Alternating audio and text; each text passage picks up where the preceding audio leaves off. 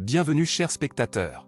Aujourd'hui, nous allons explorer un sujet fascinant, les paysages mystérieux et la façon dont nos fidèles compagnons à quatre pattes, les chiens, voient les couleurs du monde. Vous serez surpris de découvrir que nos amis canins possèdent un monde visuel bien différent du nôtre. Comment perçoivent-ils les nuances des paysages qui nous entourent? Comment interprètent-ils les couleurs qui nous semblent si évidentes? Tout cela sera révélé dans cette vidéo captivante. Restez jusqu'à la fin pour percer le mystère des paysages vus à travers les yeux de nos amis les chiens.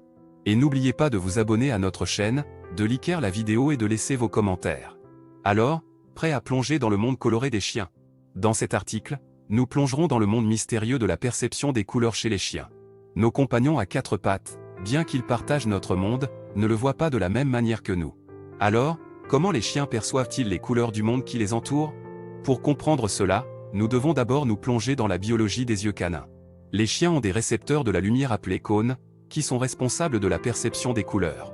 Cependant, contrairement aux humains qui possèdent 3 types de cônes, les chiens n'ont que 2 types de cônes. Cela signifie que les chiens voient le monde dans une gamme de couleurs limitée par rapport à la nôtre.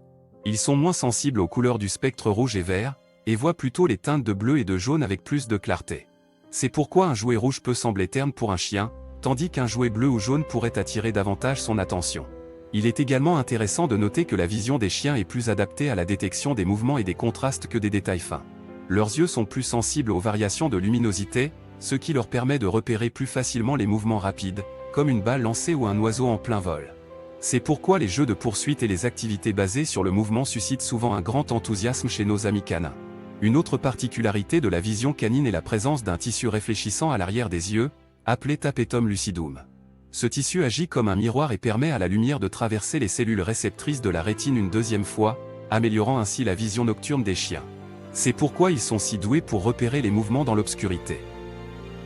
Cependant, malgré ces différences, il est important de noter que les chiens ont d'autres capacités visuelles qui peuvent en faire de précieux compagnons.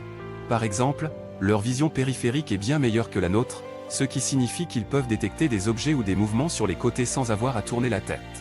De plus, leur acuité visuelle à moyenne distance est également supérieure à la nôtre, ce qui leur permet de repérer des détails à une distance plus grande.